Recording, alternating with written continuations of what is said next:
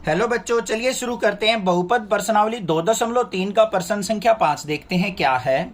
बहुपदों px, gx, qx और rx के ऐसे उदाहरण दीजिए जो विभाजन एल्गोरिथम को संतुष्ट करते हों तथा इनको भी संतुष्ट करें। तो हमें यहाँ पे किसके उदाहरण देने हैं? px, gx, qx और rx के।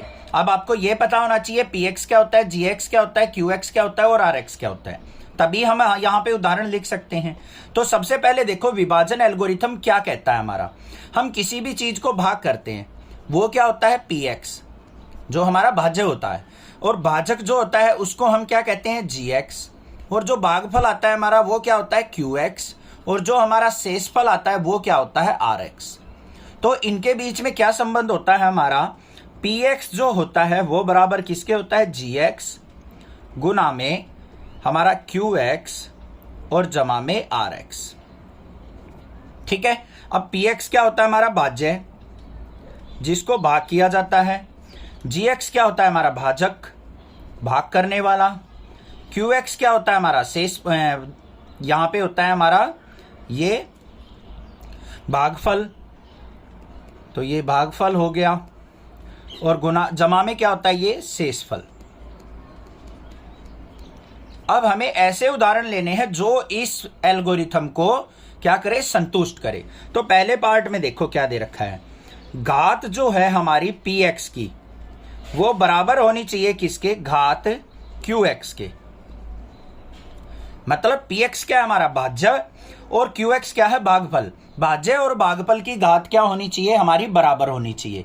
अब डिवीजन एल्गोरिथम, जो विभाजन एल्गोरिथम होता है, उसमें हम किसको भाग करते हैं? px और gx को। px को gx से भाग करते हैं। तो हमें ऐसे उदाहरण लेके चलने हैं px gx के जिससे हमारी px और qx की घात बराबर आ जाए। तो देखो यहाँ पे सबसे पहले क्या करो, माना क्या करेंगे? px। आप कोई भी यहाँ पे क्या कर लो? बहुपद मान लो, जो भी आपका दिल करे। मान लो आपने x की 3 मान लिया, और gx मान लिया आपने, जिससे भाग करना है उसको आप क्या मान लिया? 1 मान लिया, 1 मान लिया।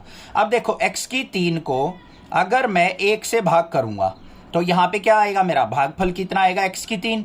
तो x की 3 की 1 की गुना x की 3 कट गया, आ गया ना हमारे पास। तो ये क्या है? हमारा भागफल। इसको हम क्या लिखते हैं? qx। तो qx बराबर किसके आया? x की 3 के। अब यहाँ पे ध्यान से देखो, जो हमारा px था ये रहा। px की घात कितनी है? 3 है, और qx की घात भी कितनी है बच्चों? 3 है। तो आ गई ना, बराबर हो गया पहला हमारा समीकरण हल। तो यहाँ पे क्या लिखेंगे? घात px बराबर किसके आ गई? घात qx के, और वो कितनी है? ये भी 3 है, 3 बराबर 3। तो हो गया ये संतुष्ट। समझ में आ गया? क्लियर है? अब ये देखो विभाजन एल्गोरिथम को कैसे यहाँ पे ये संतुष्ट करेगा।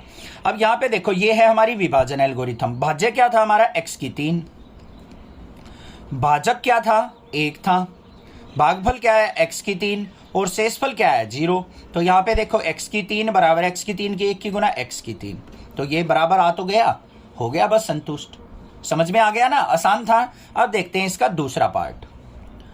दूसरे पार्ट में हमें क्या करना है? घात जो है हमारी qx की, भागफल की घात हमारी जो है घात शेषफल के बराबर होनी चाहिए। तो अब हमें ऐसे उदाहरण लेने हैं यहाँ पे। तो बिल्कुल आसान है। सबसे पहले क्या लेंगे हम? px जो हमारा भाज्य होता है, इसको लिख भी देंगे भाज्य। px मान लिया, कोई भी बहुपद मान लो, मान लिया आपने x की घात 4 मान लिया। आपको qx मानना है भाजक, जिससे भाग करना है। वो भी आपको क्या मानना है? जो भी आपने भाज्य मानना है ना, वही मान लो भाजक भी। x की घात 4 ही मान लिया। अब यहाँ पे x की घात 4 को x की घात 4 से भाग करके देखो आप एक बार। ये x की घात 4 को x की घात 4 से भाग करेंगे तो कितने पे जाएगा? 1 पे। 1 की x की घात 4 से गुना x की 4 आ गया, तो शेषफल कितना आ गया हमारा? 0। तो यहाँ पे देखो हमारा क्या आया? जो ये था हमारा, ये हमारा यहाँ पे क्या होगा? gx। तो हमारा qx क्या आया है? qx आ गया 1, और rx क्या आ गया मेरा? 0। qx मतलब क्या आ गया? भागफल, और ये हमारा क्या हो गया? शेषफल। अब देखो हमें qx की घात rx की घात के बराबर दिखानी थी।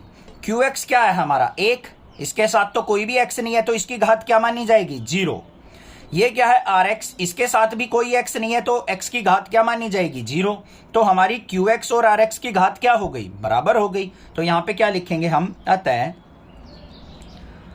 घात qx बराबर किसके है? घात rx के। और वो भी कितनी है? ये भी 0 है, ये भी 0 है। हो गया हल। समझ में आ गया? तीसरे पार्ट पे चलते हैं। तीसरे पार्ट में हमें क्या करना है? घात जो है rx की वो 0 दिखानी है। rx की घात क्या होनी चाहिए? शेषफल की घात 0 होनी चाहिए। तो बिल्कुल आसान है। यहां पे जो भी हमने दूसरे भाग में आंसर मानने थे ना, उदाहरण, वही मान लो। px मान लिया हमने, क्या मान लिया? x की घात 4, और gx मान लिया क्या है? x की घात 4। तो इनको आपस में भाग करने के बाद हमारा जो शेषफल आएगा rx, वो कितना आएगा? 0 आया था। और इसकी क्या है? घात ऑफ rx किसके बराबर है? 0 के। तो यही हमने दिखाना था इस पार्ट में। तो ये हो गया हमारा तीसरा पार्ट। समझ में आ गया? बिल्कुल आसान सा था। और विभाजन एल्गोरिथम का आपको पता होना चाहिए, तभी आप इस प्रश्न को कर सकते हैं। सबसे आसान तरीका बताया, इससे आसान तरीका आपको कहीं नहीं मिलेगा। Thank you students for watching next classes video.